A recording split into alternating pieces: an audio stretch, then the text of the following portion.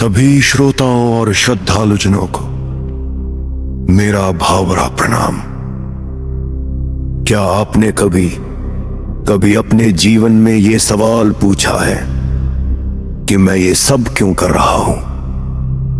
ये मेरा संघर्ष, इसका असली उद्देश्य क्या है? आज मैं आपको किसी श्लोक का अर्थ नहीं बता रहा। आज मैं उस निराश और थके हुए हृदय की बात कर रहा हूं जो कुरुक्षेत्र की उस भयानक भूमि पर खड़ा था और जिसने अपने सबसे गहरे प्रश्न स्वयं भगवान से पूछ लिए थे। यह कथा है उस महान दुविधा की जहां हमें कर्म और ज्ञान के बीच अपना रास्ता चुनना था। मेरा भाई, मेरा सखा, मेरा शिष्य अर्जुन वो खड़ा था। उसके सामने अपने ही गुरु थे, अपने ही प्रियजन थे।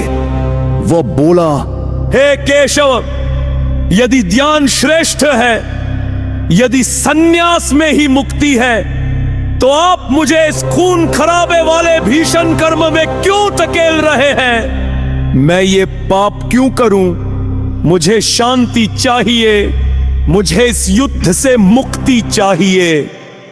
हे भगवान, हम सब भी तो यही सोचते हैं ना। जब काम बहुत मुश्किल होता है तो मन करता है कि सब छोड़ छाड़ कर बैठ जाएं।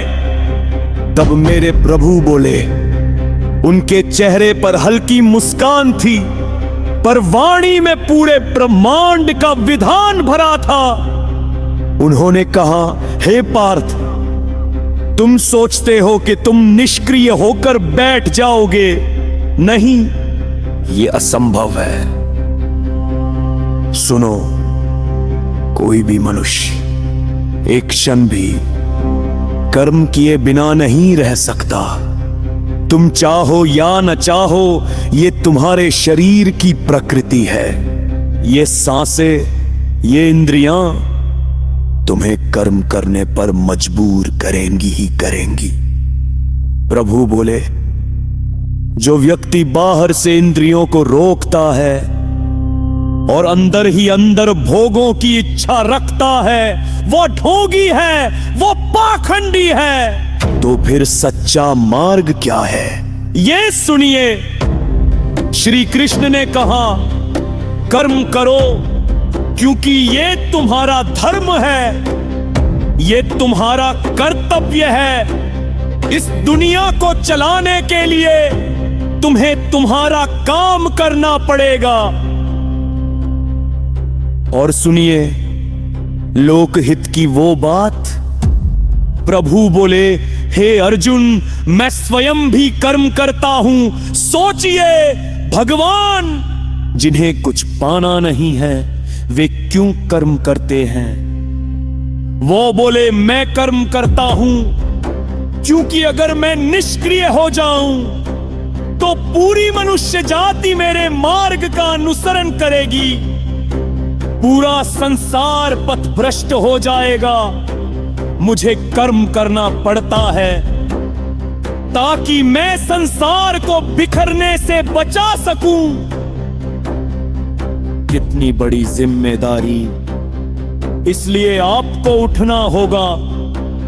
और यही मेरे प्रभु ने वो अमर वाणी दी जो हम सबके हृदय में हमेशा गूंजनी चाहिए। कर्मण्येवाधिकारस्ते मां फलेषु कदाचन।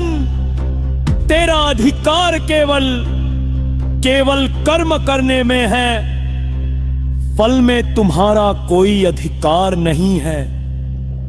फल की चिंता छोड़ दो, अपना कर्म में अपने कर्तव्य को भगवान को समर्पित कर दो। जिस क्षण आपने यह कर दिया, आप बंधन से मुक्त हो जाओगे। क्रोध, लोभ और मोह ये सब हमारे कर्म में बाधा डालते हैं। एक सच्चा योगी कौन है? वह जो इंद्रियों पर नियंत्रण रखता है और अपने कर्तव्य को ईश्वर की पूजा समझकर करता है। याद रखें, ये कथा केवल अतीत का संदेश नहीं है, ये आपके हर सुबह उठने, आपके हर निर्णय लेने के लिए आज भी मार्गदर्शक है। यदि आपको यह गीता कथा, यह कर्म योग का मार्ग आपके हृदय को छू गया हो तो कृपया इस वीडियो को लाइक करें और इस ज्ञान को अपने परिवार और मित्रों के साथ जरूर साझा करें। देर मत कीजिए, इस सनातन आध्यात्मिक परिवार का हिस्सा बनने के लिए अभी सब्सक्राइब करें। जय श्री कृष्ण।